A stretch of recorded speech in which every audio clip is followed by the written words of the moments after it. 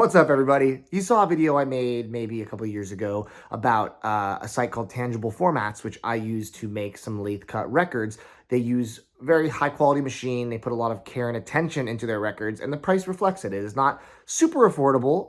I think it's worth it for what you get, to be honest, but there are other cheaper options. There's tons of lathe cut options all over Etsy and eBay and all these places, but the absolute cheapest option available currently is a site called Kunaki. And Kunaki is something I've heard about for many years, mostly negative things, but I was like, you know what? I need to try this for myself. I want to see just how good or bad it is. So I decided to make a record through Kunaki, so you don't have to. Or maybe you will. Let's see what happens at the end of the video. Little backstory as to what record I chose. With my record label, I pressed my best friend Dylan's record, Vermilion Club Home, which actually had the old Too Many Records theme song, Odd, on this record. And I love this album. People seem to love it too. It's sold out, which is great. Beautiful indie pop record, just so interesting arrangement-wise.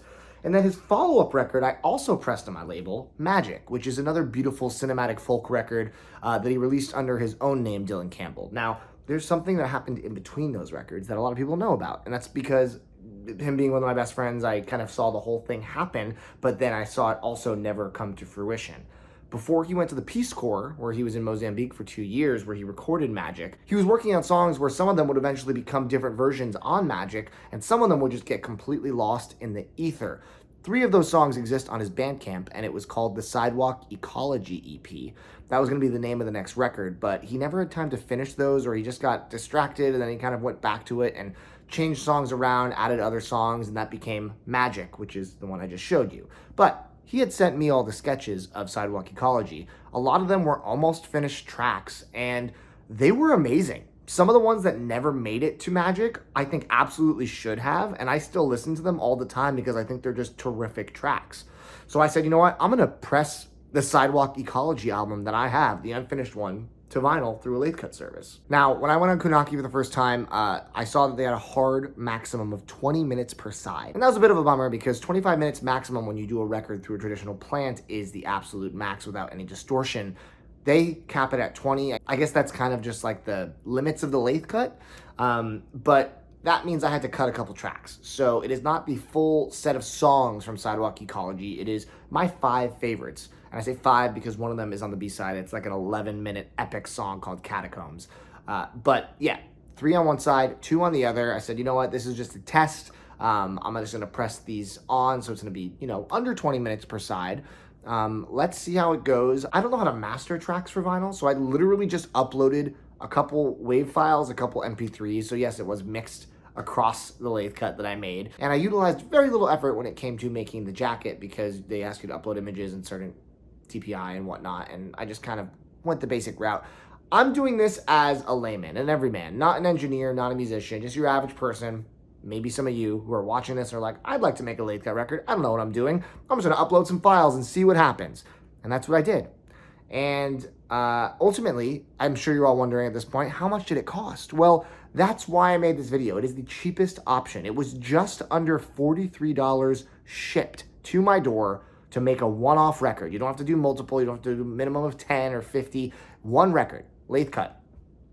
It's pretty cheap, and that doesn't bode well for good quality product. But it arrived, and I wanted to do a video showing off what it looked like, putting it on the turntable the first time, listening to it, and then giving my thoughts on it. So hopefully it's a great product. I'm excited to see it. And let's kind of dive into the packaging and see what it looks like. It came in a pretty nice package, to be honest. It had a decent amount of bubble wrap around it. It felt like they actually cared about the presentation. Here's the outer sleeve it came in, kind of like a really crappy one that isn't very good, but there is a good one I'm about to show you. So this is the sleeve. Really nice print quality. I really put almost no effort into this, which is funny. I kind of just like made an image on the computer, the bare minimum specs and in like MS Paint, and it came out really nice and crisp. I made this back of it too, which is kind of just like, I added some text for the track list of the EP. I added my logo on the bottom for fun. And yeah, overall, pretty good. What impressed me a lot was when I opened it, there was a inner sleeve that was like a rice paper inner. This was not expected, especially because of the price point.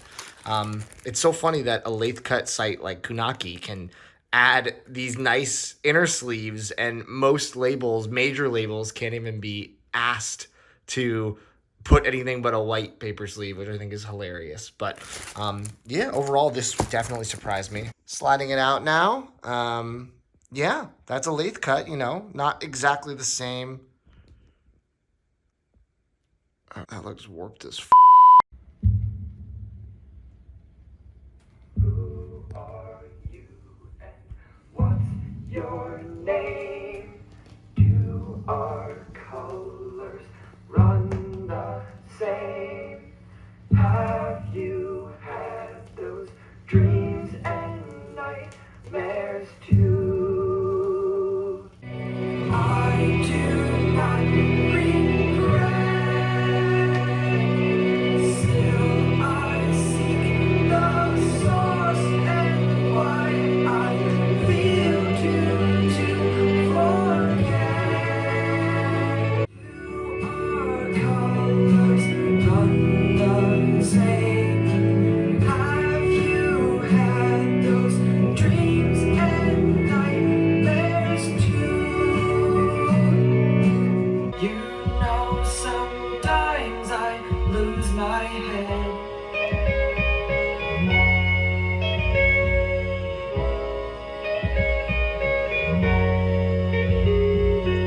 They're only tracings etched into your mind. Living and breathing will carry them on.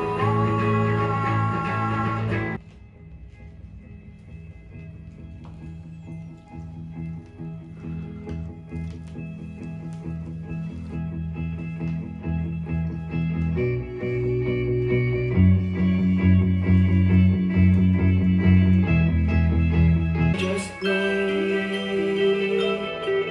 your bed and lie in it.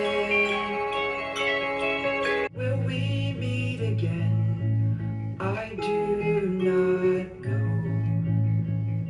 Moments of beauty, moments of truth, we shared them all once and will again too.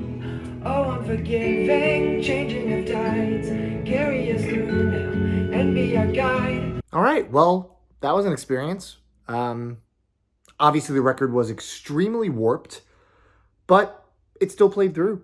There were no skips, which was interesting. And on my listening, I mean, you guys heard some snippets through the phone. It was obviously very different than if you listened with me in the room right here. But ultimately, there were moments that I was impressed by and then some that I was less impressed by. The first negative I'll start with is that obviously there were moments of surface noise that were a bit distracting. Not super overpowering, but definitely in some of the quieter moments. Not all the quieter moments, but some of them.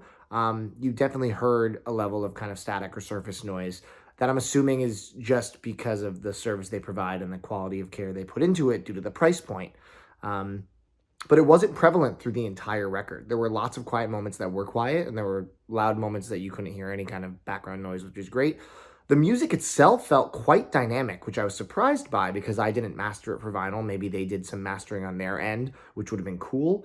But ultimately, this thing did not sound at all muffled or distorted or, any sort of lower quality audio experience to a regular lathe cut or even a regular record, except for the occasional surface noise. There weren't even a lot of loud pops. There were a few pops throughout the entire record, which these days is kind of just to be expected when it comes to getting records, even non-lathe cut records. So the fact that it played through without any skips is extremely interesting. Ultimately, I think for a novelty, this is not a terrible thing to get. I wouldn't make a habit of making a ton of them, but if you have something that you really want on vinyl and you don't really care about the most audiophile experience, or if you want to give a gift to a friend or something like that, I think that could be a good opportunity to use a service like Kunaki. Yeah, I think that the jacket is solid. Like I said, there's no spine on it, which is a disappointment, but in terms of like the quality, it's not bad. It comes with that rice paper inner sleeve. Some things surprised me about Kunaki, and some things were a little disappointing, but I guess expected based off of the price point, right? I sent them an email hoping that they can maybe send me a replacement disc that isn't warped. Even though it plays through, it is very warped beyond my level of comfort to play it again in the future. So we'll see if they respond with customer service that is attentive. But ultimately, I'm excited to have this EP on vinyl, in a way, I guess. And yeah, I hope you enjoyed this video exploration. And leave a comment below if you've ever used Kunaki, or if you have any questions or thoughts. I'd love to chat with you about them in the comments. So thank you guys for watching this video. More coming soon. Take it easy.